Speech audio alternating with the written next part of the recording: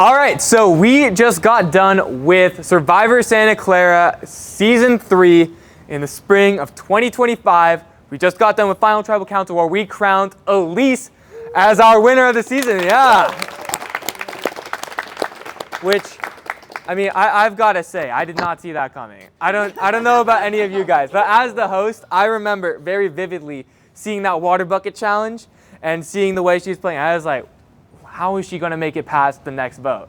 And here she is sitting, beating every single one of you. So what a season, what a finale. But we're here with the entire cast, minus those who couldn't make it for whatever reasons. And we're here to talk about this season of Survivor that we just went through. So let's get this party started with Spencer, our very first vote out. Yeah, woo! All right, so Spencer, so great to have you back, man. I remember you were actually the first person who I asked the question to. I remember during my opening monologue. I don't know, maybe that was bad luck or something. But, all right, so Spencer, great to have you back. So you were voted out first. What's it like being back here?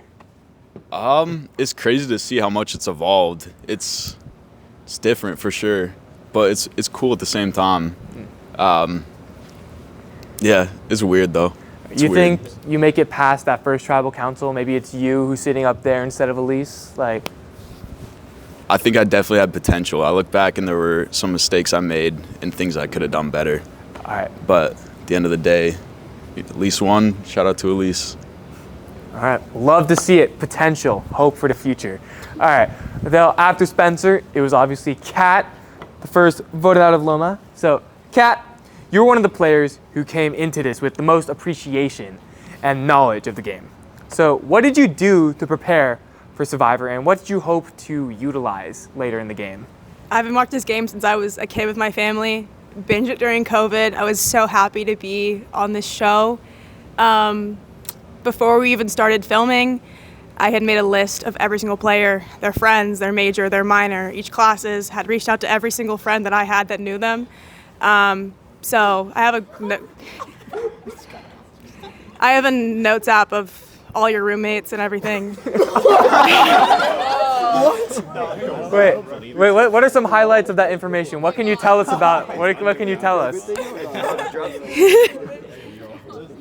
Well, obviously it didn't help me very much, so I don't know how helpful it is to share, but I mean, Grant had someone on exec, like, I don't know, like little things that most people didn't know, I knew. Obviously didn't help me at all, but it was good stuff to know at the end, and to see it going forward. I don't know, it's been fun. Glad to be here. All right, I'm glad to have you back. Okay, up next we've got Jaden, Jaden, I missed having you here at Tribal. I missed you too, so trying much. not to make eye contact with you. Okay, so Jaden, you had a really unique situation. So every other initial tribe, they only had to vote off one of their members, that being Kat and Kenzie, and then the tribe swap happened. But when it came to the Amaui tribe, you survived your tribe's first vote. And then you survived the second vote. So you're thinking, oh man, I'm out of the woods. But then you caught with the third vote. So you went 3 times to tribe before anyone had gone twice. So with how many times that you went to tribal, it's impossible to believe that you weren't thinking of who you wanted to work with going into the merge, the swap, further into the game. So if you had survived that third vote, what were your plans moving forward in the game? Yeah, I would like to say I had a really good connection with a lot of people in Matau, the Blue Tribe. Knew a lot of people, like talked to them a lot all the time. So I think the strategy I had was to kind of like maybe drift away a bit from Amaui, build a lot more connections within the Blue Tribe with Lainey, Will, Alex, and a bunch of other people like Kenzie as well. They were all really cool. So I think that was my strategy, was trying to build relationships with a lot of them, while also trying to maintain relationships with people in my previous tribe coming with the upcoming like tribe swap. Oh, so they were right to vote you off then? Yeah, I think so. I think they saw that coming. It was very like prominent that I, knew a lot of people in there, and I was like kind of bonding with them a lot. So you could definitely see the chance of being backstabbed coming tribe swap. All right. Well, up next we've got Kenzie. Actually, yeah. All right. So Kenzie, you were the first one voted out of Matau. Yes. You were blindsided actually. It was William and Lainey got you to believe that they were taking out Jonas, but I remember. it was actually you. So Kenzie, you were targeted specifically because, well, in their words, you were too likable. So actually, let me ask about this. Who wanted to work with Kenzie to maybe test that theory at some point in the game? All right, yeah. Good couple people. All right. Maybe not as likable as you guys thought. All right. So, Kenzie, so if you had made it to Tribe Swap or to Merge, who would you have wanted to work with? What would your strategy have been? Oh my goodness. So we had that ill-fated all-girls Mattel alliance that lasted about 2 seconds, but I had such a good time playing with the people on Mattel. I definitely would have stayed loyal to them post-merge. We had such a fun vibe going. I think definitely not having to go to Tribal for 3 days of the game was really helpful for us to build bonds. So I think that would have been pretty strong. And then I did know Caroline from Into the Wild. I knew Kat from Bells. I knew Sophia through mutual friends. I knew a good amount of people. I knew Nora from rugby. Everyone is just all kind of connected at Santa Clara. The circles overlap. So I feel like I would have kind of made do with making connections and stuff. But honestly, so glad for the time that I had, and we're all tight still. So Yeah, it's been chill. I mean, after you were voted out, the next 3 people voted out were from Mattel. So maybe they made a mistake. Who knows? Voted me out, but that's what happens. All right, Brandon. All right. What's up? All right, so Brandon, you had quite the experience with idols, or rather lack of experience with them. So you publicly found the clue at the very first challenge, and then you decided to share it with your entire tribe.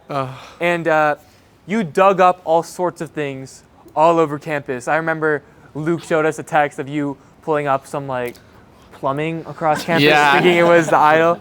But anyways, Devin ultimately found the idol that you were looking for. So tell us about your experience on Survivor Santa Clara, looking for idols, being so unhinged as to every single challenge, just snooping around.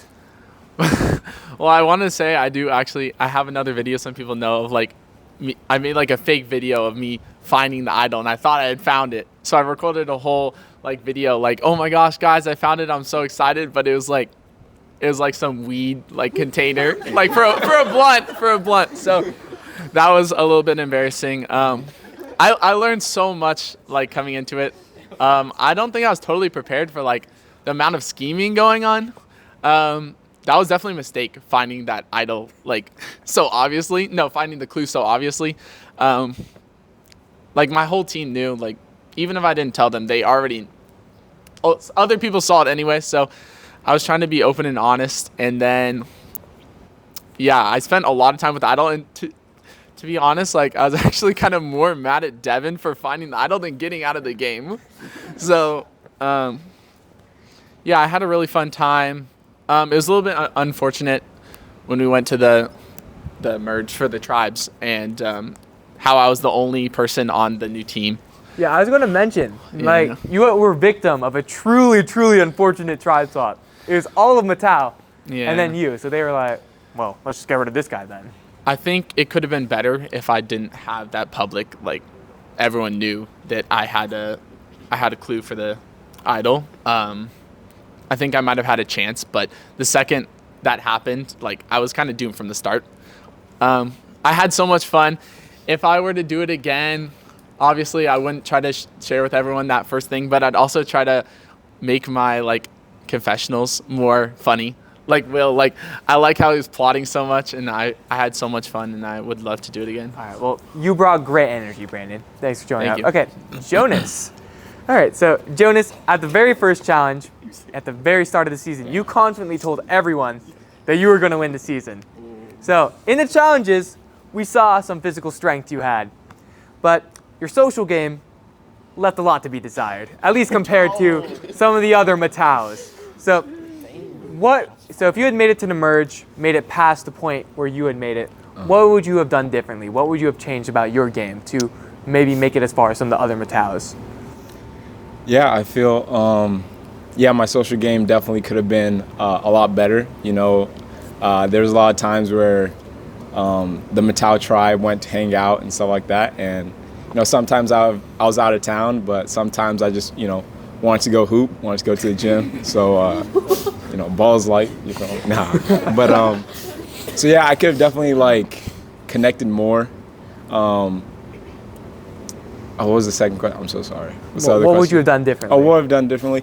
I would have just said I would have given up pickup. You know, I could have went to go grab some food. I think I did once or twice, but I think Survivor is a game of like connections and trying to scheme. And I feel like if I'd really focused more on that, I could have made it further. All right. Alex Warden. Full name, bro. All right. Okay. All right, so first off, Alex, so if we had merged at the time we normally do in other seasons' Final 10, you would have made the merge. So you were this close to making the merge, making the jury, but you got cut just short. So tell me, how is this season different if we see Alex Warden at the merge?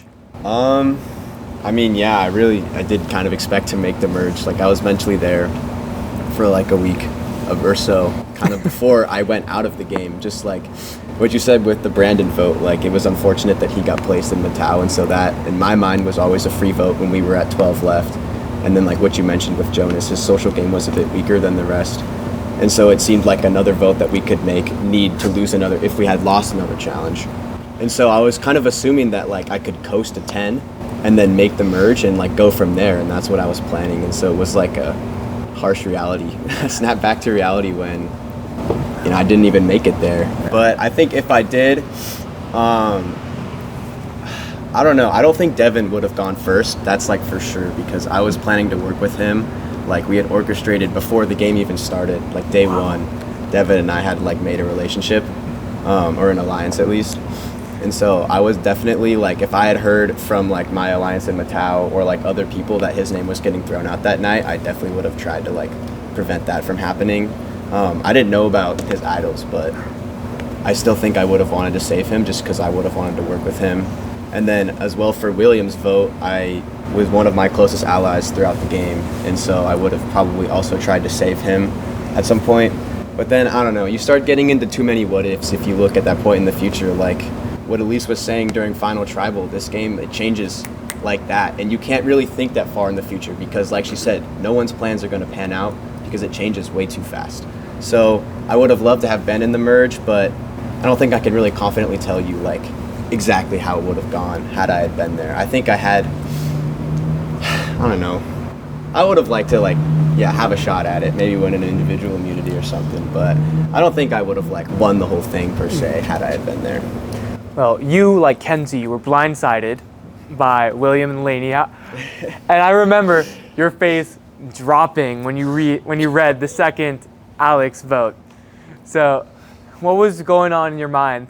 I mean, that night, like, I just kind of had like a bad vibe from the get-go because William and Laney were a bit cold on text, and then like just showing up, I was the first one here by like minutes, like multiple minutes alone, and then all three of them pull up at the same time together, and I'm like, all right, you didn't even try to hide it like a little bit. So sitting here, I was already like very nervous. Like I remember saying during that tribal, like I'm stressing. And I mean, yeah, I still was surprised. Like I put too much faith in this guy, ended up being a bit of a villain. So that was definitely like a fatal flaw. But yeah, I mean, I don't know. There's not much I could have done. When only 4 of us left, and the 4 Mataus that were there had been there from the get-go, so I didn't really have any other people to turn to try to like bargain for my case. There wasn't any other votes I could really turn in my favor. There wasn't any idols in play. Devin and Laney had them all. So I don't really know. There wasn't like, I don't have a lot of regrets because there wasn't too much more I could have done. I could have maybe argued my case to William and pleaded for my life. I don't know. But yeah, no, I had a great time. Like this is one of the most fun things I've done in my time here. So I leave it like happy, not upset. Yeah. All right, Devin. Okay, so before I talk to Devin, I'd like to ask all of you, raise your hand if at some point in this season you thought, okay, maybe they just didn't hide idols out there. I've been looking for so long. There's no idols, like, sure, like, or maybe I don't even care. I've been looking. There's nothing. Devin, do you want to tell me what you had in your pocket the night you got voted out? Well, I had brought one idol to tribal council with me, and I had another in my room. Yeah. So Devin, you're the first player in Survivor Santa Clara history to be voted out with 2 idols in your possession. You were perhaps one of the most undercover threats during this entire season. You stayed hidden in the early Loma while being in control of a lot of those votes. And you found an idol right in front of Nora's face during the memorization challenge. It was hidden there amongst all the items, the idol clue. And right when you and Nora were going to get, like, looking at the clues or looking at all the items, you picked up the clue right in front of her and she didn't even notice. So, but normally when you get an idol, the idea is you play it to save yourself. And well, you didn't do that. So let's say you do play one of your 2 idols. How do you think the game evolves for you from there? Well, I think obviously it would have looked different, but my strategy was to try to stay under the radar and like kind of hold on to the idols and hold on to the power until later in the game to make a move. And I think that could have been a winning move, obviously, had I not gotten voted out. I thought there was a chance that I thought that I wasn't getting voted out that night. I knew that there was a chance I would, but I thought I should play the odds. I think I would have had a good shot. I would have had one more idol, and like I had some relationships going. But at the end of the day, like I think that a successful idol play would have made me a threat, and I don't think I would have won because I would have gotten voted out earlier on. All right, well, it's good to hear that. The last time I talked to you in Tribal Council, you were standing right here while I was taking your torch, and you looked like you were going to throw up. So it's nice to see that you're in a lot higher spirits. Okay, William.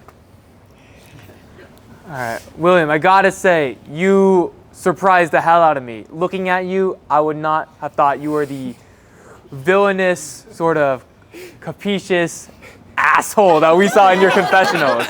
So tell me about this sort of maniacal character that you sort of became in your confessionals. So I knew coming into this game I would not be feared physically, like at all, and that I feel like I could have played the just like, oh, I'll be like your number 2 to basically anyone and kind of just go along with their plans. And I really wanted to focus on a few allyships. I came in with a close friendship with Sophia from outside of the game, and I got really lucky that Lainey lived 2 doors down from me. So I kind of had an instant number 1 ally that I just didn't want to betray, and I got a lot of people in my back pocket that wanted to be number 1 allies with me. So it kind of just came to the point where I was like, you know what?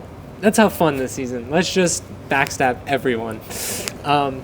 And I think I've told every single person that I was going to backstab them, and that includes that includes pretty much every single one of my allies except for like Sophia and Nora. But I just was like, you know what? Let's have fun. Let's be the villain. Let's be what every single person at home is going to hate, because every season needs a villain. So you know what? I'll be it. Yeah, and you mentioned Lainey, who lived so conveniently in the same hall as you? Yeah, same hall. We were right at the end. So easy. You guys were, up until a certain point, the tightest duo, the most powerful duo of the season. What made you guys break up? What happened? I could never beat Lainey at the end. I knew that from the second we became allies. So I had a plan to get Lainey out at like every single time there was an opportunity. And at the end, I panicked. And if I didn't panic, if I played it smart, I think I could have come out with a different ending. But you know what? It was going to happen anyways. Lainey was going to get betrayed. A lot of people were going to get betrayed. So you know what? I'm okay going down with trying to get a shot in the dark, you know? Like, I'm fine with that. All right. Okay, Grant. So, Grant, as an outside observer, I think you had one of the most well-rounded games of the season, and probably a decent shot of winning prior to your departure from the game. So despite this, obviously, how you're feeling and your mental health comes first. And we all support the decision that you made to take yourself out because it was for your sake. But let's say that didn't happen and you stayed in the game. And like they were saying tonight, Sophia was the most likely boot that night. So let's say if you stayed in the game, how do you think the end game would play out differently? Man, I have stayed awake at night thinking about this. There's been so many, brainstorming sessions of what could have happened. And yeah, that night where I left, because the night before, the tribal before, Will, becoming my number one ally, and I was distraught when he was gone, and he turned out to be like the literal Joker. So, that ended up, so I was in a very different position than I thought I kind of was. And I think after that, because we did have the majority for Sophia to go that night. And I think Lainey was definitely a bigger threat than me. And I think that would have probably stayed the same. And then it gets kind of hard to predict after that. Because Simone, I wasn't really sure if Simone was going to be with me or against me. I probably would have voted against me if I had betrayed her like that, because I did. Me and Sophia, which is definitely something I probably would have done differently. There's a good amount of things I would have done differently, but that's when it gets really hard to kind of predict. I think I would have really tried to, I think I had Sophia's vote, or Sophia would be gone. I would be, I would probably try to get closer to Elise and to Nora as well. Definitely people I wanted to strengthen my alliances with, but I don't know. There's so many different ways it could go. Like, I've driven myself crazy thinking about that, but I don't know. All right. Well, on that topic, because of the way you departed the game, and all the stresses and all of the just fuzziness up in your head, what advice would you give to future players in terms of managing all of that? Oh man, that's a good question. And honestly, any of you can answer this, not just Grant. I would say, for me, the thing that really did it for me was I was at a point in the game where there was a lot of variables, and I just didn't want people giving certain information to each other about what I was trying to do. And I was thinking about it so much, and I feel like, looking back, I would have just said, like, okay, today we're going to think about Survivor for this amount of time, and then for the rest of it, we're just going to not, because you just go crazy. Like, passing the time, just thinking about what if this happens, it can just go round and round forever. So I would definitely just try to limit my time and, stop myself from getting that into it, I would say. Yeah. Okay, Simone, you look like you had something you wanted to add to that. I would say the biggest thing is to go into the game knowing that you could lose at any point and being okay with that. I was walking into every single tribal council being like, it's going to be me today, just so if it didn't hurt so bad, and also realizing that there's such a small chance that you could win. You have a 1 in 18 chance. So I think once you accept that fact, it's a little easier to accept defeat. Okay, well, all right, Lainey, I've got some questions for you. Okay, so let's talk about priorities, first of all. This quarter, what was more important to you, Survivor or senior design? That's a hard question. I don't know. I think it varied throughout the game because the tribal got voted out. I had senior design that Friday, so that really killed me. So I was not focused on Survivor. So. Really? Yeah. You think it was senior design? Yeah. Okay. She literally handed me the mic. She was like, "Lying, scheming," and I'm like, "What?"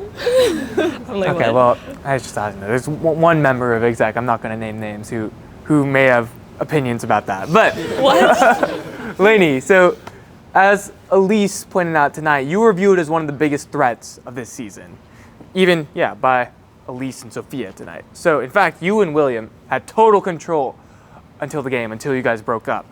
So, so that alliance crashed and burned, which ultimately led to William being eliminated and revealed you to be a massive threat, considering you had also won several immunity challenges up until that point. So do you think that you should have maybe waited to take the shot at William, or maybe even taken it earlier?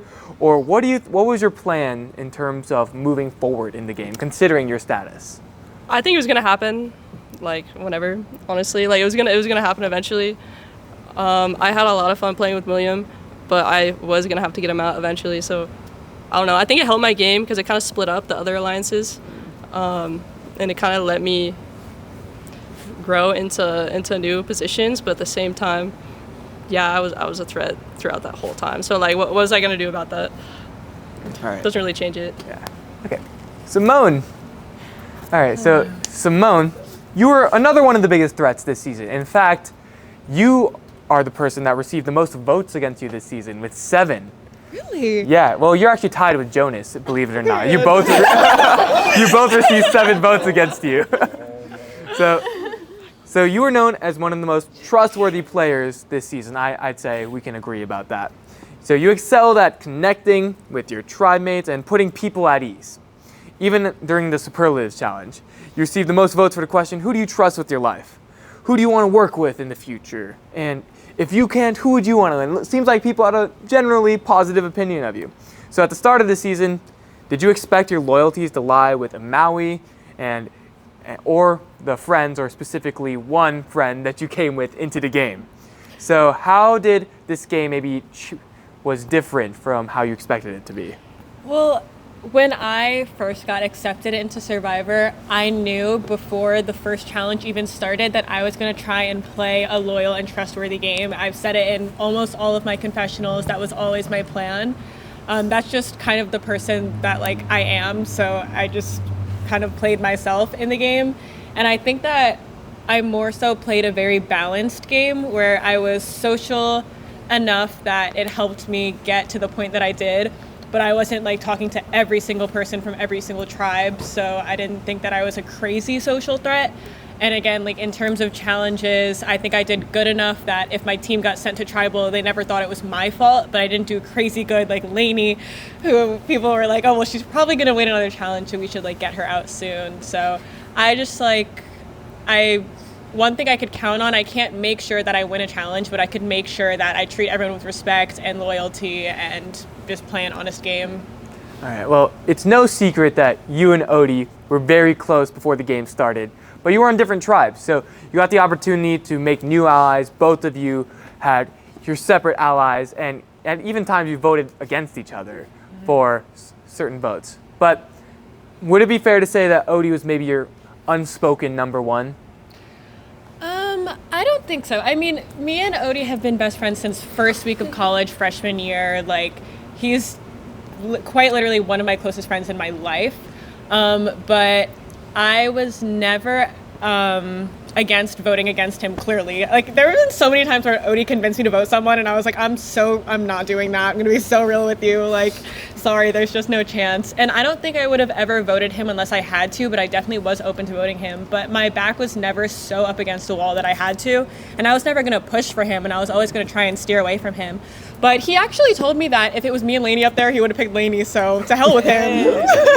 So you would have turned on Odie? Well, I actually wouldn't have. And if he was in the final 2, I don't care who the other person was, I would have voted for him. But it appears that we're not on the same page about that. So Well, let's ask him. Odie, would you have turned on Simone? There's a chance I would have voted for Simone. I just meant that I was considering like everything overall, and I think I was betrayed in some senses by Simone. She was honest to me, but like she voted against me when I didn't want her to. So there were moments like that, and ever since then I was just like, okay, it's kind of fair game. Yeah. I do think there's a pretty high chance I could have, if it was her and Lainey, I would have been swayed to vote her. But just going by like the entire record of the game and what was accomplished now that.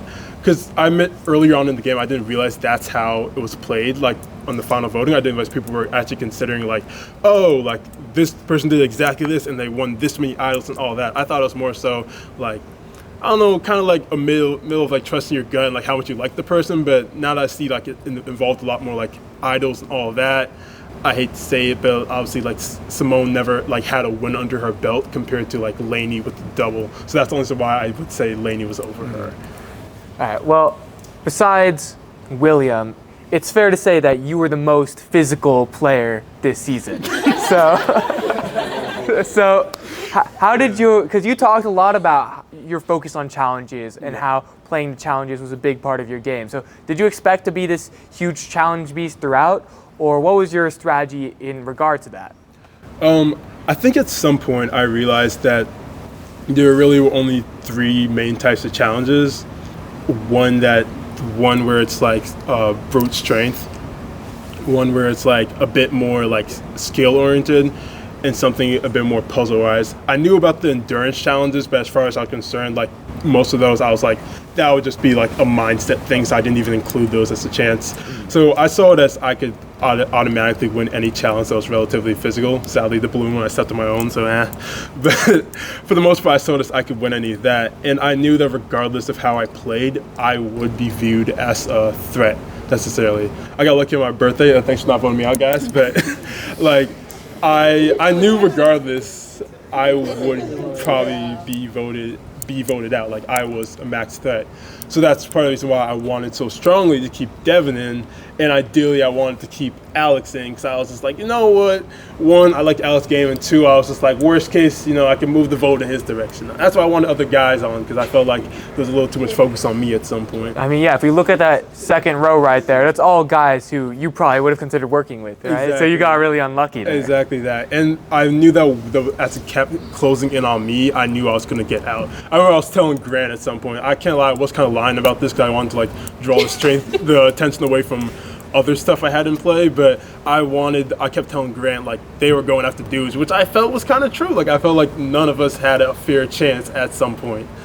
So that was just a bit of consideration. But honestly, I think I was kind of willing to vote for. I do think there's a lot of different people I was willing to work with, and it wasn't necessarily the Simone vote. I think the night Simone almost got voted and we voted out William, that's the night that kind of everything changed in my head. It's when I realized just how serious this was. And I was like, oh, I have to scheme. I'm going to have to lie these next couple weeks if I want to make it to the end. And be honest with me, how long are you lasting on that Bronco? I ain't gonna lie, 5 to 10 minutes, I was taking my hand off. Yeah, that's simple. All right, well, you were very close to winning. It was great having you out here, Odie. Okay, Nora. So, Nora, you actually, near the end, came out as a very dark horse player. Like William said, while he was giving his question, you probably would have got some votes if you had made it there. So, let me ask, actually, everyone in the jury, and I guess that would include Sophia in this case, if it was Nora and Elise in the end, who would vote for Nora? All right. Oh, okay, so only about 4 of you. Okay, so Elise wouldn't have won if you had made it to the end. So I guess Sophia did make the correct call, taking you out. You came very close to winning during the game. So, but for a lot of it, you were very under the radar. You were sort of Lainey's right-hand woman, so to say. Even I remember a confessional you said you would be okay losing to Lainey. So where did that switch, where you went from sort of a very under the radar player to someone who is taking this game by the jugular? I'd say initially walking into this game, I didn't quite realize what I had signed myself up for. And I think I got pretty lucky on my initial tribe and who I was with. But within the first few challenges, I kind of figured out how I wanted to play the game. And for a while, I was purposely keeping myself more under the radar, being a good teammate, but not too good at anything. And I got really lucky making that alliance with Lainey early on, and then even luckier having her be such a strong individual player, because it kept me out of the spotlight. And I did flip back and forth for a while on do I want to flip on Lainey? When would I flip on Lainey? How is this going to go about? And then the votes kind of worked themselves out in my favor, and suddenly, without me even having to put her name in, Lainey was gone. So kind of worked out well in that regard, I suppose. And then once I was in the final 5-ish, I realized man, I might actually have a shot at this, so I better, step out from the shadows and really put myself out there, and definitely worked in my favor all the way up until the bitter end, and then fire got me. Well, you won 2 immunity challenges in a row, tied with Lainey. You almost won 3 if you hadn't stepped off at the... Brother. All right. You almost won 3 if you hadn't stepped off at the Bronco, so you were a very clear competitor to win this game. It was great having you, Nora. Okay, Sophia. I think it's fair to say that you had a roller coaster of a game. When you were on a Maui, the tribe that kept losing, you were actually in a relatively good position. And you are at a pretty good position going into the merge, but then that one tribal where William got voted out flipped everything on its head for you. But even despite that, you managed to crawl your way out of that and to build on and to keep persisting and enduring throughout the game. Where this week, this final week of Survivor, was an amazing week for you. You stayed up there on the Bronco, won the final immunity, beat Nora in fire, and pitched your case to the jury. You had an incredible week of Survivor. So lots of ups and downs for you throughout this game of Survivor. And some of the people in the jury talked about, obviously, how that affects your emotions and how that affects you and your mental state throughout the game. So tell me about your experience throughout the game of Survivor, all the ups and downs of it. Yeah, there really were a lot of them, especially like emotionally. It really takes a toll on you when you make bonds with people and then realizing it's best for your game to vote certain people out, but it really sucks doing it because you want to keep them in the game. You want to keep chatting. You want to keep getting to know them. And so then having to vote them out or think about voting them out because that's what's going to get you towards the end. You're then oh, it's a great play or it's going to be very interesting to vote them out, but it just kind of hits you hard. Even on the Devin vote, I hadn't gotten to know him all that well yet, but I felt that we were getting to know each other. We both are Meckies, and so we were just kind of vibing. And so when I had to vote, or when I voted to vote him out and saw how sad he was, it made me sad too, because I was like, oh, that hurts. And then when I thought I was voting with majority for the Simone vote, which I still regret, that one sucked and I wasn't even happy on that one. And so just a lot of stuff like that. Definitely ups and downs. Well, all things said and done, you got to second place. A bad player doesn't do that. So you played a really great game, considering everything, and you absolutely shit on your boyfriend Cole's performance. So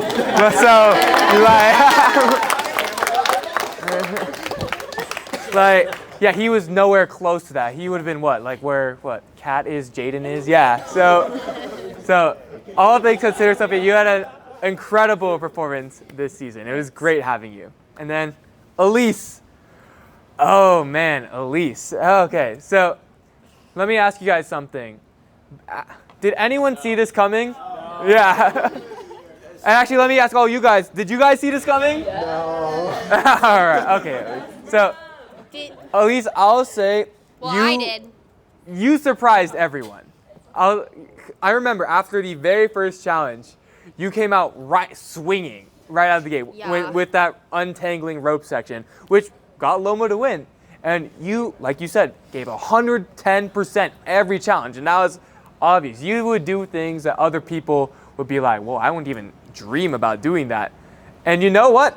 It worked out for you. Mm-hmm. So what do you have to say to all of your haters who were hating on you at the water bucket challenge? I mean, I literally was allowed. I was like, am I allowed to do this? And everyone was freaking out. I was like, well, why don't you start doing it? I thought we were trying to win. Anyways. I mean, I guess they weren't trying hard enough, because look at you now. Yeah. I don't know. Well, honestly, I said, my challenge confessional for the first challenge. I was like, I'm just gonna lay low, and then I just got way too riled up. I'm just love games, and I get really competitive, and so that's how that happened. And I wasn't really intending to do that the first time, but it all worked out for the best. Yeah, well, yeah, you were asked about this by the jury a bit, but when it came to obviously your strategy within the tribal stage of win no matter what, and then you have to realize, wait, maybe I have to lay low a little. So how'd your strategy change when we went to different stages of the game? Because you weren't on full blast 100% of the time. I feel just no one I'm not a bad player in challenges physically. I'm pretty good, but I feel no one took me seriously, and I could tell, and it worked out perfectly. Okay. Well, obviously, 5 of the jurors voted you to win tonight. And, I mean, love it or hate it, Elise is the winner of this season. And she beat all of you at Survivor. So, no one can complain about that. So, maybe there's some things that maybe people didn't appreciate, but hey, worked out for you. And all of that being said, I think that's a perfect way to end this season with the most unpredictable of outcomes. So this was a great season of Survivor. Thank you all for being an amazing cast, and it was great having each and every one of you be a part of this. I would not have wanted to be a host for any other season. So thank you all, and thank you to everyone involved with Survivor Santa Clara this year. It's a great season, so yeah.